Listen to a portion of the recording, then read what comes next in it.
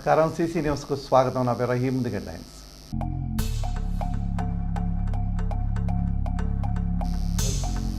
మానుకొండవారిపాలెం, గణపవరం, పసుమరు గ్రామాల అభివృద్ధికి నిధులు మంజూరు. నిధుల కోసం కృషి చేసిన శాసనసభ్యులు ప్రత్తిపాటి.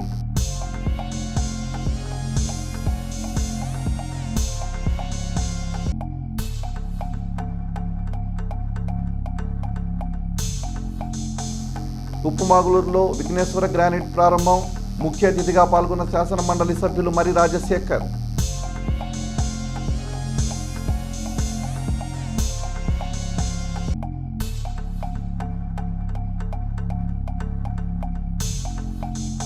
వెన్నుపోటు దినంలో విడుదల రజని వ్యాఖ్యలపై విరుచుకుపడ్డ కౌన్సిలర్ బేరింగ్ మౌలాలి.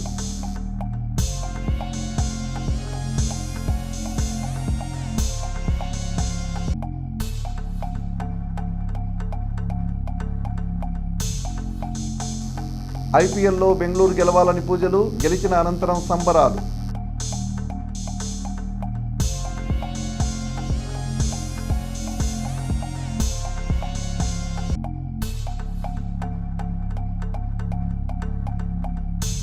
వెన్నుపోటుకు ధీటుగా సుపరిపాలన, జనసేన ఆధ్వర్యంలో పలు కార్యక్రమాలు.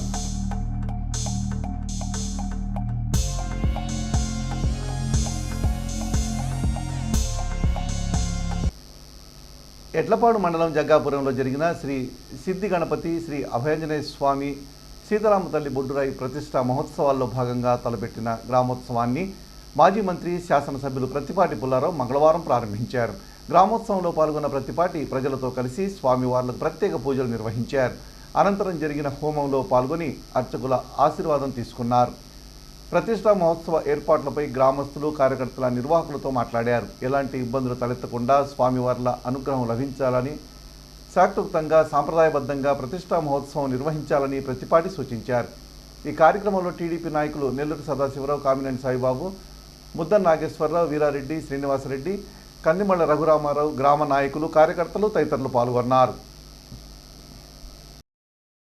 గత ప్రభుత్వ అనాలోచిత నిర్ణయాలతో అటు పంచాయతీలుగా మనుగడ సాగించలేక, ఇటు మున్సిపాలిటీ పరిధిలో అభివృద్ధికి నోచుకోక ఇబ్బంది పడిన మానుకొండవారిపాలెం, గణపవరం గ్రామాల్లో పలు అభివృద్ధి పనులకు నిధులు మంజూరయ్యాయి. మానుకొండవారిపాలెంలో 40 లక్షల లీటర్ల సామర్థ్యంతో ఓవర్ హెడ్ ట్యాంక్ నిర్మాణం, నాదెండ్ల మండలం గణపవరంలో నూతన ఫిల్టర్ బెడ్ల నిర్మాణానికి జెడ్పీ నిధులు కేటాయిస్తున్నట్టు జిల్లా పరిషత్ కార్యాలయ వర్గాలు ధృవీకరించాయి. 2025-26 ఆర్థిక సంవత్సరానికి సంబంధించి 2 గ్రామాల్లో మొత్తం 56 లక్షలతో ఆయా పనులు ప్రారంభం కానున్నాయి. త్వరలోనే వాటికి సంబంధించిన టెండర్లు ఖరారు చేసి ప్రభుత్వ నిబంధనలు, మార్గదర్శకాల ప్రకారం పనులు ప్రారంభించడం జరుగుతుందని వారు తెలిపారు. నిధులు కోసం కృషి చేసిన మాజీ మంత్రి, శాసనసభ్యులు ప్రత్తిపాటి పుల్లారావు కార్యాలయ వర్గాల బుధవారం ప్రకటనలో తెలియజేశాయి. బాపట్ల జిల్లా బల్లికురవ మండలం ఉప్మాగులూరు గ్రామంలో హనుమాన్ సాయి విఘ్నేశ్వర గ్రానైట్ నూతన ప్రారంభోత్సవ కార్యక్రమంలో ముఖ్య అతిథిగా శాసన మండలి సభ్యులు మరి రాజశేఖర్ పాల్గొన్నారు. గ్రానైట్ కటింగ్ మిషన్ని, పాలిష్ మిషన్ను స్విచ్ ఆన్ చేసి ప్రారంభించారు. ఈ సందర్భంగా గ్రానైట్ యజమాని తెల్లగుండ్ల శ్రీనివాసరావుకి మరియు వారి భాగస్వాములకు శుభాకాంక్షలు తెలియజేశారు. నూతనంగా ప్రారంభిస్తున్న ఈ వ్యాపారం దిగ్విజయం కావాలని మరి రాజశేఖర్ ఆకాంక్షించారు. ఈ కార్యక్రమంలో వారితో పాటు సోమపల్లి వాసు, గొట్టిపాటి సాంబశివరావు, చుండి శ్రీనివాసరావు, నార్ని హనుమంతరావు తదితరులు ఉన్నారు.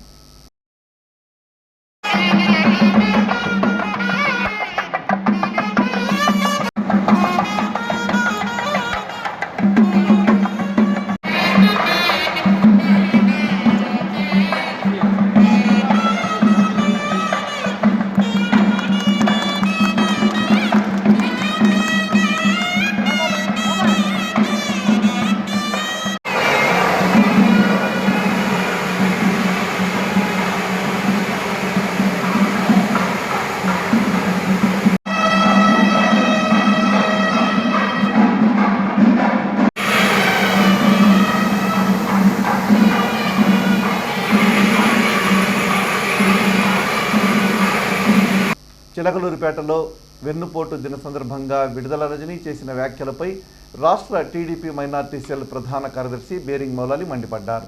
మీడియాతో ఆయన మాట్లాడుతూ వెన్నుపోటు అనేది మొట్టమొదట కనిపెట్టింది మాజీ మంత్రి విడుదల రజని కాదా అని ప్రశ్నించారు.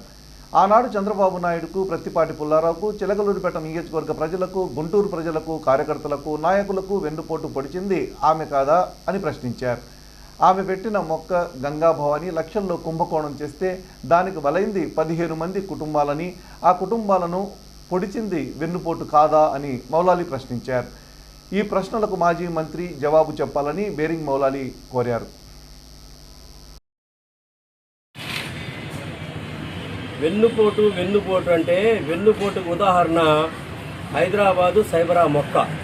ఎలాగంటే ఆ రోజుల్లో మహానాడు వేదిక మీద మాజీ ముఖ్యమంత్రి వర్యులు చంద్రబాబు నాయుడు గారి సమక్షంలో ఆయనను పొగిడి ఆయన పార్టీలో చేరి ఆయనకి మొదటిసారిగా వెన్నుపోటు, తర్వాత ఆయన రాజకీయ గురువు, ఆమెకి రాజకీయ గురువు అని చెప్పుకుంటూ ప్రత్తిపాటి పుల్లారావు గారి వెనకాల తిరిగి ఈ యొక్క చిల్లూరుపేట సీటుని వెన్నుపోటు పడటం కోసం చూసి తర్వాత ఇంకొక వెన్నుపోటు.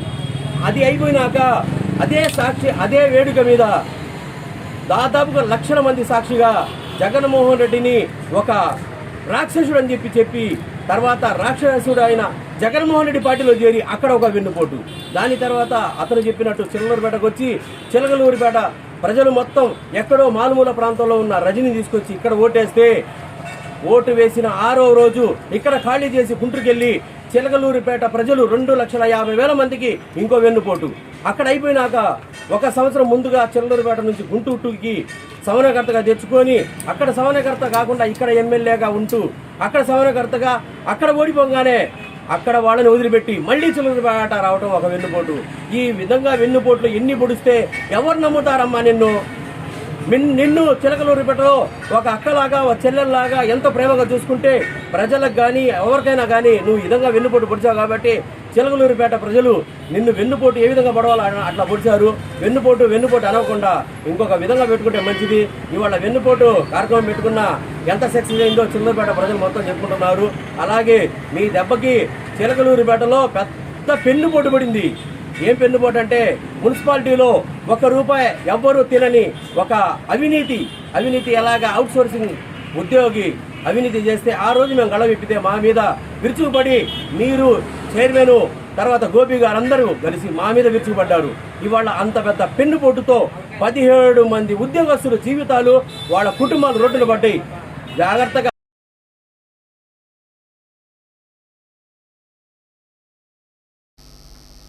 పట్టణంలోని రిజిస్టర్ కార్యాలయ సమీపంలో ఉన్న శాఖ గ్రంథాలయం వద్ద జనవిజ్ఞాన వేదిక ఆధ్వర్యంలో జూన్ 1 నుండి 30వ తారీఖు వరకు జరగనున్న పుస్తక మహోత్సవ కార్యక్రమం జరిగింది.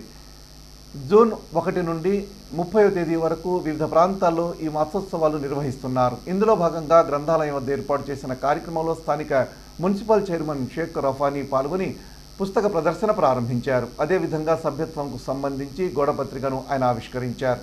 ఈ సందర్భంగా రఫానీ మాట్లాడుతూ పుస్తక పఠనం యొక్క ప్రాముఖ్యతను వివరించారు. ఇలాంటి కార్యక్రమాలను ప్రోత్సహించడం ద్వారా సమాజంలో సానుకూల మార్పులు తీసుకురావచ్చునని అన్నారు. ఈ కార్యక్రమంలో జేవీవి రాష్ట్ర ప్రధాన కార్యదర్శి కుర్రా రామారావు, రాష్ట్ర ప్రచురణల committee convener Darla Buchibabu, PV Subbarao, Vincent Paul, Lalu Dada Sahib Seva Samiti అధ్యక్షులు షేక్ కరీముల్లా, ధూళిపాళ్ల వెంకట్రావు, తీయగూర ప్రతాప్ రెడ్డి తదితరులు ఉన్నారు.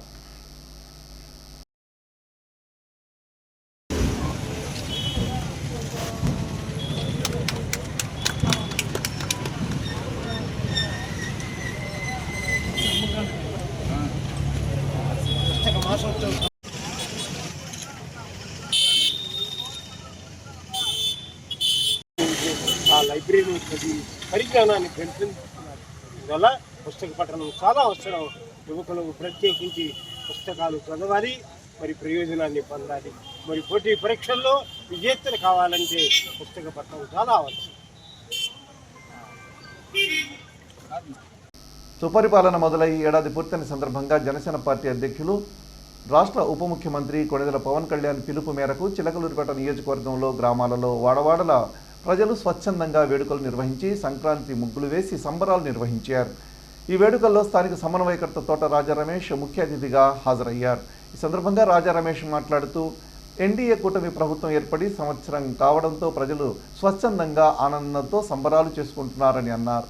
గడిచిన వైసీపీ హయాంలో ప్రజలు అణిచివేతకు గురయ్యారని, వారి ఆర్థిక స్థితిగతులు క్షీణించాయని, తీవ్ర నిరాశకు గురై గడిచిన సార్వత్రిక ఎన్నికల్లో కూటమి పార్టీలకు 164 స్థానాలు కట్టబెట్టి జగన్మోహన్ రెడ్డికి బుద్ధి చెప్పారని అన్నారు. ఎవరిని ఎవరు వెన్నుపోటు పొడిచారు రాష్ట్ర ప్రజలు తెలుసుకొని వైసీపీని తుక్కుతుక్కుగా ఓడించారని అన్నారు. రాజకీయ లబ్ధి కోసం నేడు వెన్నుపోటు అనే డ్రామాలు ఆడుతున్నారని వైసీపీ పార్టీపై ధ్వజమెత్తారు. పవన్ కళ్యాణ్ రాష్ట్ర పంచాయతీ శాఖ మంత్రిగా బాధ్యతలు చేపట్టిన తర్వాత గ్రామాలు, పల్లెలు అభివృద్ధి పథంలో నడుస్తున్నాయని అన్నారు. జగన్ హయాంలో గ్రామాల అభివృద్ధి కుంటుపడిందని, పంచాయతీరాజ్ వ్యవస్థను చిన్నాభిన్నం చేశారని, అటవీ భూములను అన్యాక్రాంతంగా ఆక్రమించుకొని రాష్ట్రాన్ని లూటీ చేశారన్నారు. మాజీ సీఎం జగన్మోహన్ రెడ్డి మద్యపానం నిషేధం చేస్తానని చెప్పి వేల కోట్లు అవినీతికి పాల్పడ్డారని అన్నారు. గత వైసీపీ పాలకుల అవినీతిని, అక్రమాలను, దౌర్జన్యాలను తట్టుకోలేక ప్రజలు చిలకలూరిపేట నియోజకవర్గంలో ఎన్నడూ లేని విధంగా కూటమి అభ్యర్థి ప్రత్తిపాటి పుల్లారావును 33,500 ఓట్ల మెజార్టీతో గెలిపించారని అన్నారు. పవన్ కళ్యాణ్ ఆశయాలకు చిలకలూరిపేట జనసేన పార్టీ ప్రజాసేవ చేస్తుందని అన్నారు. అనంతరం స్వీట్లు పంచుకొని సంబరాలు నిర్వహించుకున్నారు. కార్యక్రమంలో జిల్లా సమన్వయకర్త కార్యదర్శి సుభాని, పట్టణ మండల అధ్యక్షులు మునీర్ హసన్, ఖాదర్ బాషా, కోరపాటి శివశంకర్, శరత్, నరసింహారావు, రవి, జనసేన పార్టీ వీర మహిళలు, కార్యకర్తలు పాల్గొన్నారు.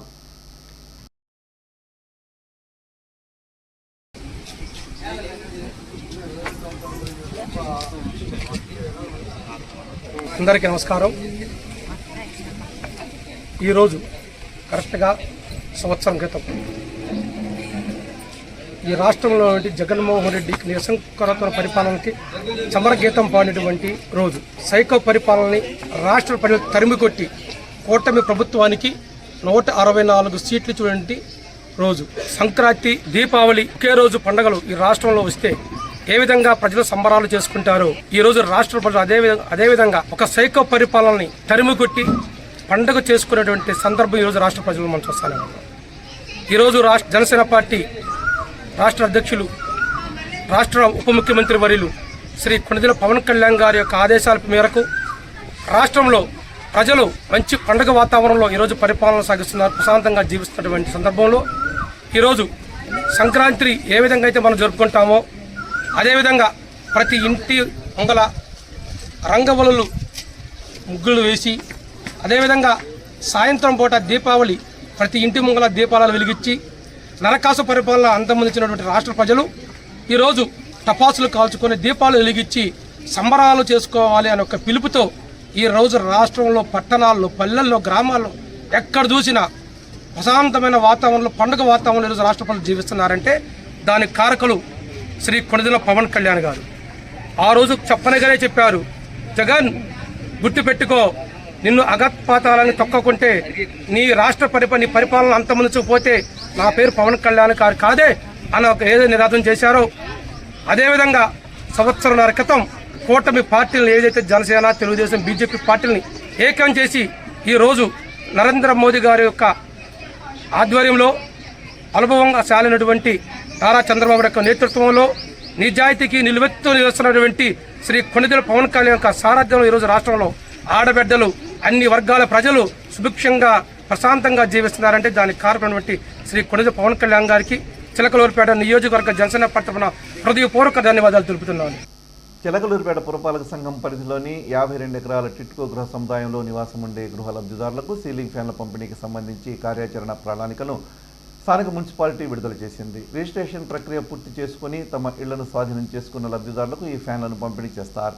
సీలింగ్ ఫ్యాన్ల పంపిణీ షెడ్యూల్ స్క్రీన్పై చూసే తేదీల్లో నిర్దేశిత బ్లాకుల్లో లబ్ధిదారులు తమ సీలింగ్ ఫ్యాన్లను 52 ఎకరాల స్థలంలో తీసుకోవాల్సిందిగా కమిషనర్ తెలిపారు. పట్టణంలోని గవర్నమెంట్ హాస్పిటల్ రోడ్లోని కాలువ మరియు రోడ్డుకు సంబంధించి వివాదం జరుగుతున్న సంగతి తెలిసిందే. మున్సిపల్ చైర్మన్ షేక్ రఫానీ బుధవారం వెంచర్ వారితో సంప్రదించారు. విషయాన్ని చర్చించి సమస్యను పరిష్కరించారు. ఈ కార్యక్రమంలో మున్సిపల్ చైర్మన్ షేక్ రఫానీతో పాటు మున్సిపల్ డి రహీం, టౌన్ ప్లానింగ్ సిబ్బంది ఉన్నారు. ఎడ్లపాడు మండలం ఉన్నవ గ్రామానికి చెందిన పేద రైతు కుటుంబానికి చెందిన పార్థసారథి జేఈ అడ్వాన్స్ ఫలితాల్లో తన ప్రతిభను చాటాడు. ఓపెన్ కేటగిరీలో 565వ ర్యాంకు, ఈడబ్ల్యూఎస్ విభాగంలో 36వ ర్యాంకు సాధించి రాష్ట్రానికి గర్వకారణంగా నిలిచాడు. తండ్రి కాకుమాను భాస్కర్రావు 10 ఏళ్ల క్రితమే అనారోగ్యంతో మృతి చెందగా తల్లి వెంకట పద్మావతి టైలరింగ్ వృత్తితో కుటుంబాన్ని పోషిస్తూ తన 2 పిల్లల విద్యా భవిష్యత్తు కోసం కృషి చేస్తుంది. పార్థసారథి విద్యలో చూపిన ప్రతిభను గుర్తించిన గుంటూరులోని భాష్యం విద్యా సంస్థ యాజమాన్యం ఫీజులో రాయితీ ఇవ్వడంతో అతడి లక్ష్య సాధనకు మద్దతుగా నిలిచారు.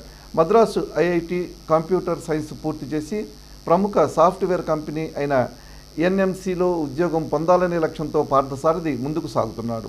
గ్రామానికే గౌరవం తీసుకువచ్చిన ఈ యువకుడికి భాష్య విద్యా సంస్థ యాజమాన్యంతో పాటు పలువురు అభినందనలు తెలిపారు. ఇండియన్ ప్రీమియర్ లీగ్ ఐపీఎల్ మంగళవారం ఫైనల్కు చేరింది. రాయల్ ఛాలెంజ్ బెంగళూరు పంజాబ్ జట్లు ఫైనల్లో ఆడుతున్న నేపథ్యంలో మన సౌత్ ప్రాంతానికి చెందిన బెంగళూరు గెలవాలని అభిమానులు కోరుకున్నారు. ఈ నేపథ్యంలో చౌత్రా సెంటర్లోని శివాలయంలో అభిమానులు ప్రత్యేక పూజలు నిర్వహించారు. గెలిచిన అనంతరం ఆనందాన్ని ఒకరితో ఒకరు పంచుకున్నారు. ఆర్సీబీ గెలుపు కోసం కళామందిర్ సెంటర్లోని శివాలయంలో ప్రత్యేక పూజలు జరిపారు. రాత్రి జరిగిన మ్యాచ్లో విజయ్ దుందుబి మోగించిన అనంతరం టపాసులు కాల్చి సెలబ్రేట్ చేసుకున్నారు. చిలకలూరిపేట పట్టణ ఆర్సీబీ అభిమాన సంఘ సభ్యులు ఎంజీఆర్ మనోహర్ నాయుడు, ఉమా లావణ్య నాయుడు మరియు టీం సభ్యులు ఈ కార్యక్రమంలో పాల్గొన్నారు. ఆయుష్మాన్ ఆర్గానిక్ వారి ఆరోగ్య ప్రదాయిని ఎద్దుగానుగ నూనెకు విశేష స్పందన లభిస్తుంది. చిలకలూరిపేట మండలం లింగంగుంట్ల గ్రామ పరిధిలో ఉన్న గోవాధారిత ప్రకృతి వ్యవసాయ క్షేత్రంలో అనేక రకాల పంటలు సాగు చేస్తున్నారు. గోవాధారిత ప్రకృతి వ్యవసాయ క్షేత్రానికి బుధవారం ప్రకృతి వ్యవసాయ రైతు అశోక్ రెడ్డి ఇచ్చేసి వాళ్ళ ఇంటికి కావలసిన కూరగాయలు, ఎద్దుగానుగ నూనెలు తీసుకోవడం జరిగింది. ఈ సందర్భంగా ప్రకృతి వ్యవసాయ క్షేత్రం నిర్వాహకులు కందుల రవిని అభినందించారు.